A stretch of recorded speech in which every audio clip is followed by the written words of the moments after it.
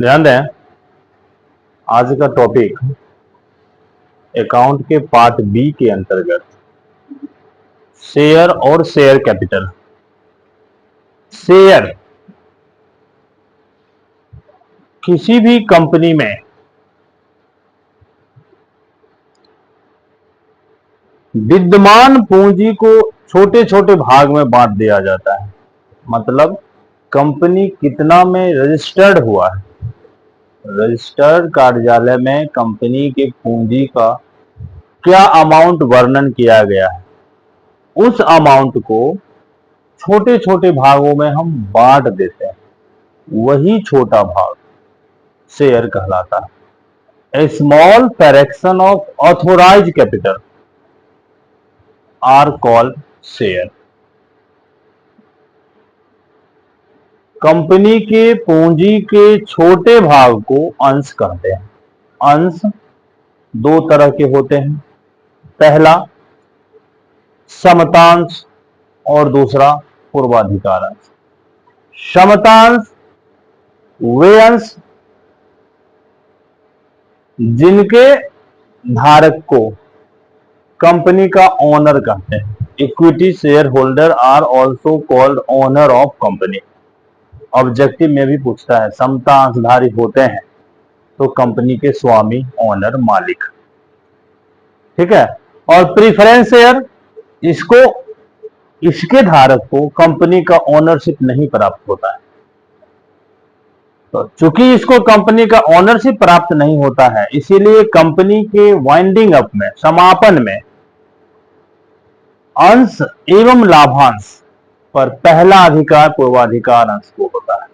पहले preference share को हम भुगतान कर देंगे, उसके बाद इक्विटी शेयर होल्डर को भुगतान करेंगे। अगर पैसा बच रहा है तो इक्विटी शेयर को भुगतान करेंगे, अगर कंपनी के पास पैसा नहीं है तो इक्विटी शेयर होल्डर को भुगतान किया भी नहीं जाएगा।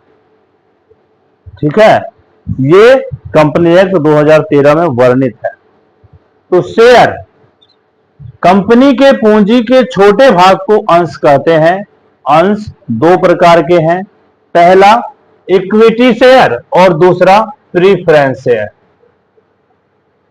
इक्विटी शेयर समता अंश और दूसरा प्रीफरेंस शेयर पूर्वाधिकार अंश। प्रीफरेंस शेयर पूर्वाधिकार अंश।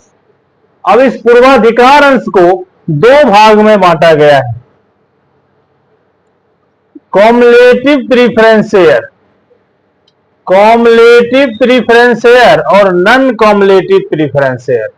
नॉन कॉम्युलेटिव प्रीफरेंस शेयर संचयी पूर्वाधिकार अंश और असंचयी पूर्वाधिकार अंश। तो एक क्वेश्चन आ जाता है अकाउंट में भी, बीएसटी में भी, ईपीएस में भी, ये टॉपिक तो हर जगह है। अंश से क्या आशय है, what do you mean by share, discuss its types, इसके प्रकार का वर्णन करें, है ना। तो इसको सुन के आप लोग खुद से तैयार करें, अंश क्या है, ये कितने प्रकार के होते हैं और वो क्या क्या। हाँ ठीक है, क्वेश्चन फिर से हम बोल दे रहे हैं, what do you mean by share, discuss its types. और ये क्वेश्चन अकाउंट, बीएसटी, ईपीएस सब के लिए है। What do you mean by share, discuss it's type. अंश से क्या आशय है, इनके प्रकारों का वर्णन करें। अंश से क्या आशय है, इनके प्रकारों का वर्णन करें। अब ध्यान दें, बातचीत नहीं करो। अब इसके आगे अगला टॉपिक इसी में है, शेयर कैपिटल। शेयर कैपिटल, अभी हम लोग सिर्फ एक टॉपिक पढ़े, शेयर। इसी शेयर में यहां जुट के हो गया शेयर कैपिटल। तो किसी भी कंपनी के पूंजी को छोटे छोटे भाग में बांट के, जिसको हम शेयर कहते हैं, आम पब्लिक के बीच इशू कर दिया जाता है, जिसके लिए प्रोस्पेक्टस जारी किया जाता है। ठीक है, जिसके लिए प्रोस्पेक्टस जारी कर दिया जाता है कि प्रोस्पेक्टस को पढ़ के कोई भी पब्लिक, कोई भी आम पब्लिक ये जान सके कि कंपनी क्या है, कंपनी का ऑब्जेक्ट क्या है, कंपनी का इंपॉर्टेंस क्या है, कंपनी का अधिकृत पूंजी क्या है, कौन इसके मेंबर हैं, कौन इसके ओनर है, कौन इसके प्रमोटर है, ठीक है, इसका रजिस्टर कार्यालय कहाँ है, इसका ऑथोराइज कैपिटल क्या है, इस सब के बारे में वो जान सके। और जानकारी के बाद वो मार्केट में जो शेयर इशू हुआ है उसमें से अपना परचेज करेगा। तो ऑल ओवर इशू किए गए शेयर से कंपनी को क्या प्राप्त होता है, उस समस्त प्राप्ति के योग को अंश पूंजी कहते हैं। शेयर के माध्यम से एक कंपनी क्या रकम अपने यहां कलेक्ट कर पाया, उस कलेक्ट किए गए रकम को अंश पूंजी कहते हैं। हाँ, इस कंपनी का अपना पूंजी मुख्य रूप से नहीं होता है। कंपनी जब व्यापार प्रारंभ करने के लिए आज्ञा प्राप्त कर लेता है, जिसको इनकॉर्पोरेशन कहते हैं, समामेलन का प्रमाण पत्र जब उसको मिल जाता है, तो वह आम पब्लिक के बीच अंश खरीदने के लिए आवेदन इशू करता है। और उस आवेदन के माध्यम से कंपनी के समक्ष जो पैसा कलेक्ट होता है, वही पैसा उसका शेयर कैपिटल अंश पूंजी कहलाता है। ठीक है, तो शेयर कैपिटल के प्रकार, types of share capital. Share capital में तो कोई दिक्कत नहीं है। अंश आवेदन के माध्यम से एक कंपनी के प्रवर्तक या कंपनी के संचालक जो भी नगद रकम कलेक्ट करता है, उस समस्त कलेक्ट किए गए रकम को अंश पूंजी कहते हैं। ठीक है, अंश पूंजी के प्रकार, पहला अथोराइज्ड या रजिस्टर्ड शेयर कैपिटल। अथोराइज या रजिस्टर्ड शेयर कैपिटल, अधिकृत या पंजीकृत अंश पूंजी। दूसरा, सब्सक्राइब्ड शेयर कैपिटल। अगला, unsubscribe share capital. Unsubscribe share capital, याचित पूंजी और अयाचित पूंजी। अगला, issue share capital. Issue share capital, निर्गमित अंश पूंजी। अगला, कॉल्ड अप शेयर कैपिटल।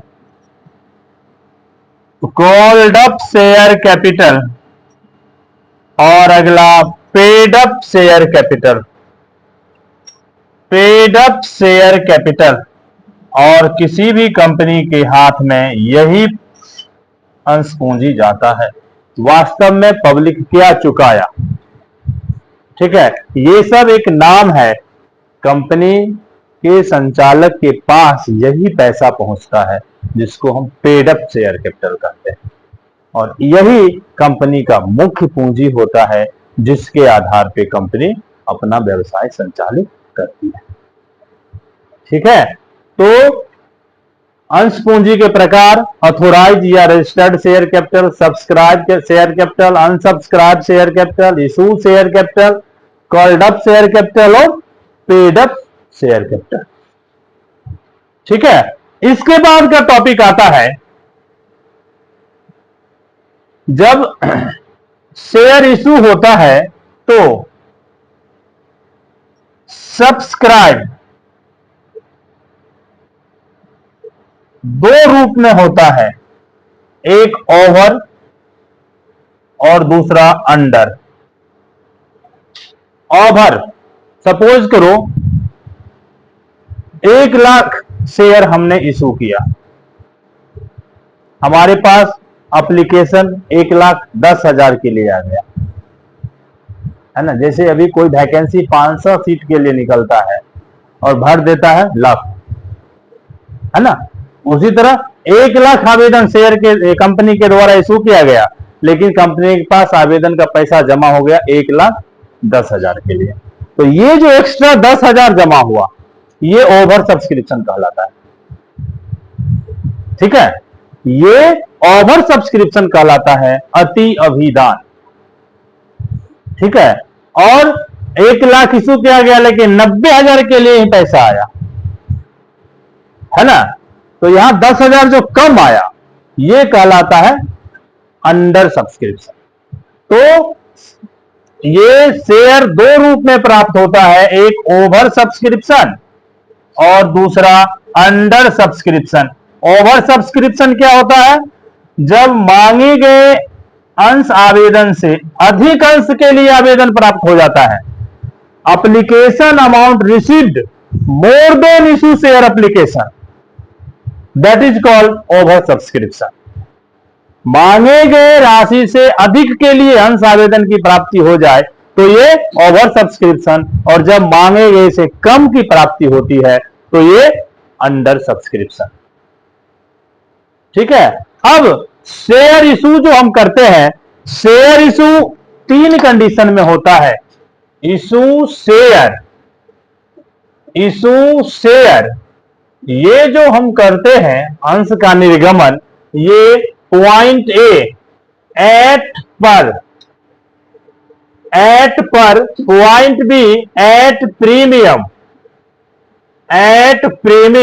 और पॉइंट सी एट डिस्काउंट, सम मूल्य पर, प्रब्याजी पर और छूट या बट्टा पर। ये एट पर क्या है? सपोज करो 1000 share at the rate of RS10 each का हमारे पास है।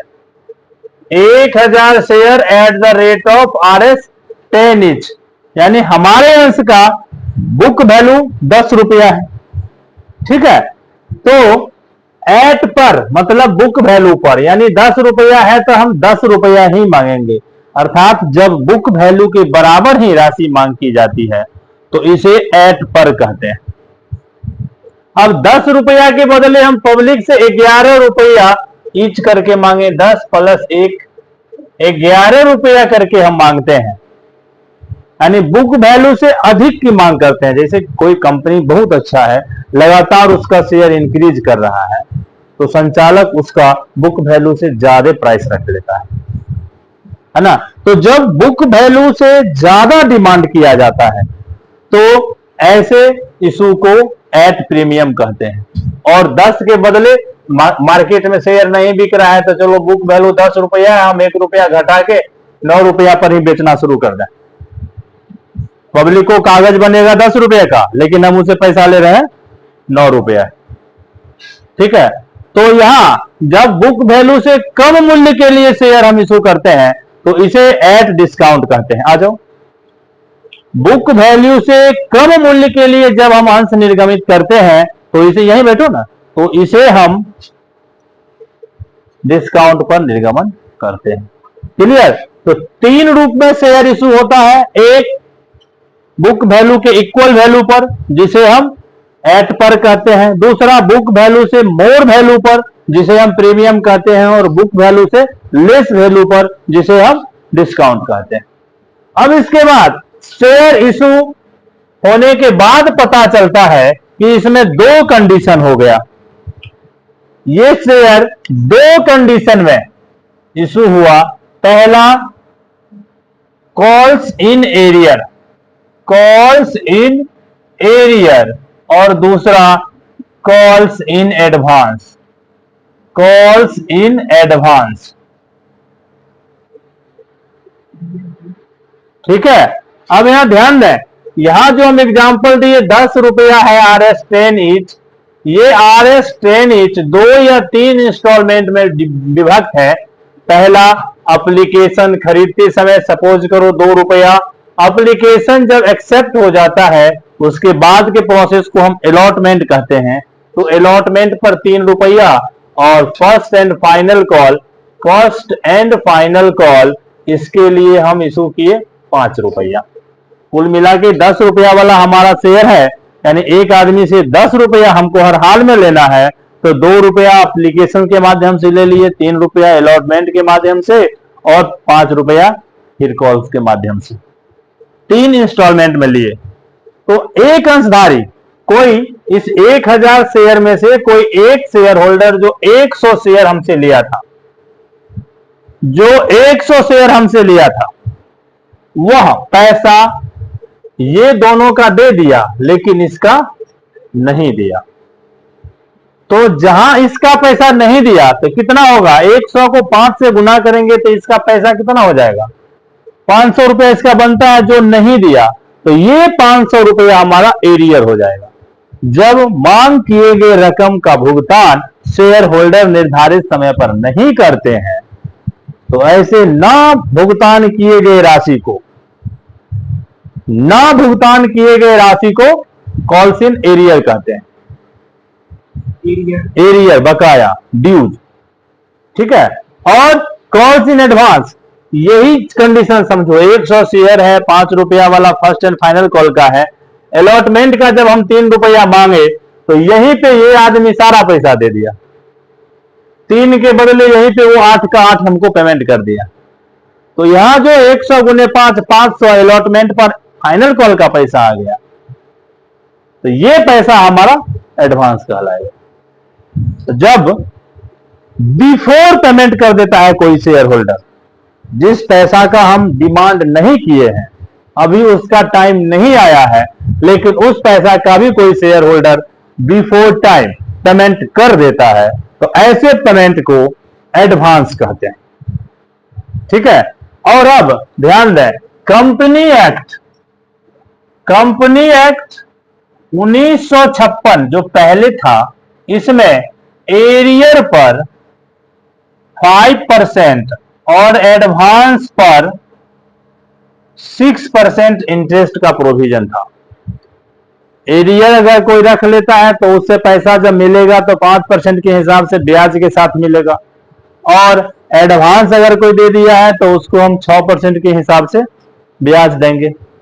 इसी को अब 2013 में, कंपनी एक्ट 2013 में, कल हम बता दिए हैं कि अभी हमारे यहां वर्तमान में कंपनी एक्ट 2013 चल रहा है, लिखाए भी थे। तो कंपनी एक्ट 2013 में इसी 5% को डबल कर दिया गया।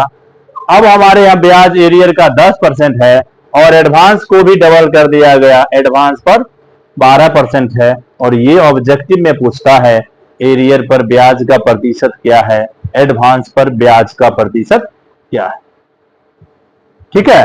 तो ये जितना भी थ्योरी है, इस सब में से बहुत सारा ऑब्जेक्टिव, यही ही नहीं, आगे आप कॉमर्स से संबंधित जितना भी एग्जाम दीजिएगा सब में मिलता है, ठीक है। तो यहां तक अभी हम थ्योरी दिए हैं, जिसको अब आप लोग लिखें। अभी YouTube पे इतना ही डालना है।